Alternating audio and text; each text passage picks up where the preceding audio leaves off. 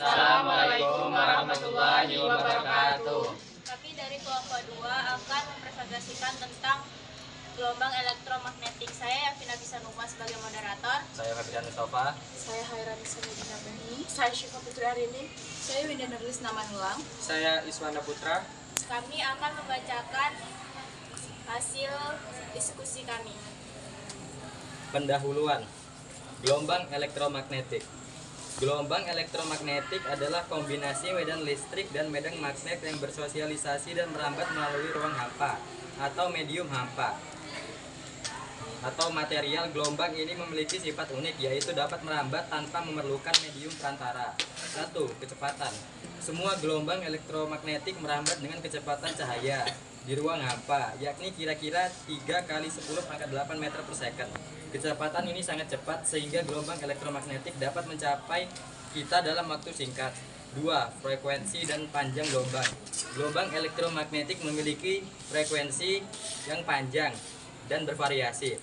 Frekuensi adalah jumlah gelombang yang melewati titik tertentu dalam suatu detik, sementara panjang gelombang adalah jarak antara dua puncak gelombang berurutan. Polarisasi.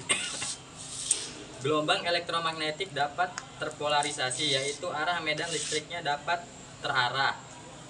Polarisasi linear terjadi ketika medan listrik bersosialisasi dalam satu bidang, sementara polarisasi sirkular terjadi ketika medan listrik berputar. Karakteristik gelombang elektromagnetik. Gelombang elektromagnetik memiliki beberapa karakteristik penting, yakni membedakannya dari gelombang mekanik seperti gelombang atau gelombang suara. Sifat gelombang yaitu difraksi, interferensi, dan polarisasi. Sifat partikelnya yaitu efek fotolistrik, efek Compton, dualitas gelombang partikel. Spektrum radiasi gelombang elektromagnetik.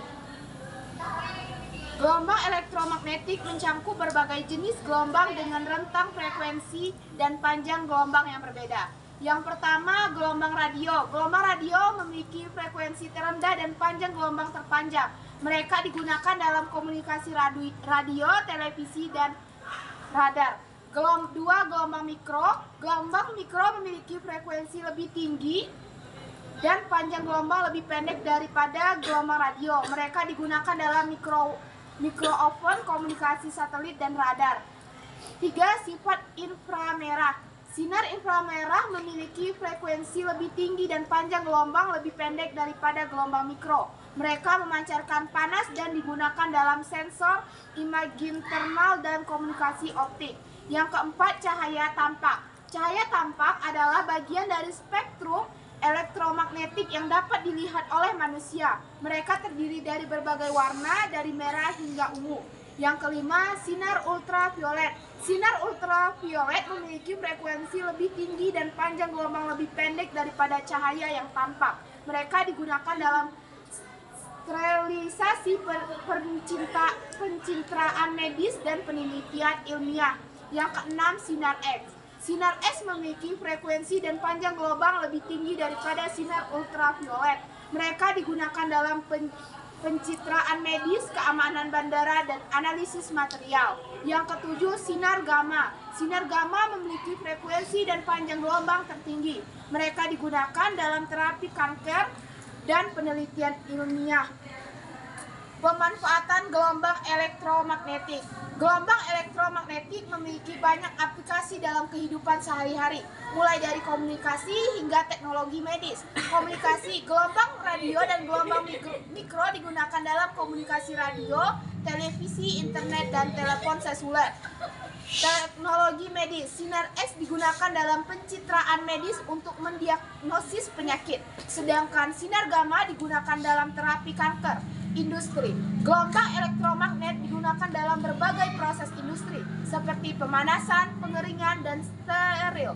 Penelitian, gelombang elektromagnet digunakan dalam berbagai bidang penelitian seperti astronomi, fisika, dan kimia. Bahaya radiasi gelombang elektromagnetik. Meskipun memiliki banyak manfaat, radiasi gelombang elektromagnetik juga dapat berbahaya bagi kesehatan manusia jika terpapar dalam dosis yang tinggi. 1. Dosis tinggi.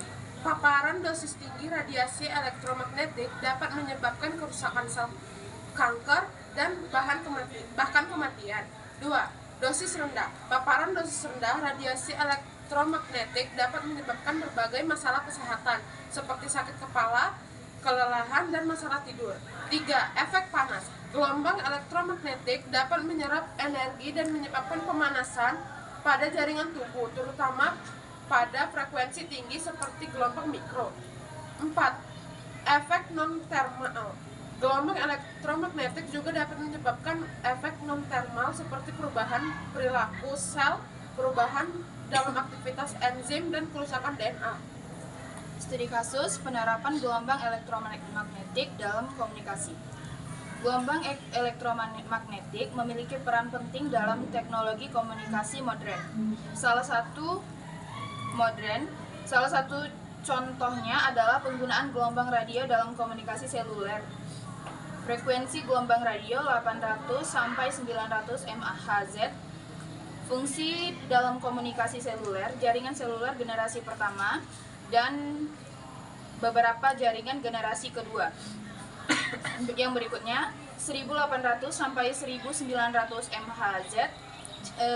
Fungsi dalam komunikasi selulernya, jaringan seluler generasi kedua dan sebagian jaringan generasi ketiga. Yang terakhir 2100 MHz. Fungsi dalam komunikasi selulernya, jaringan seluler generasi ketiga dan generasi keempat.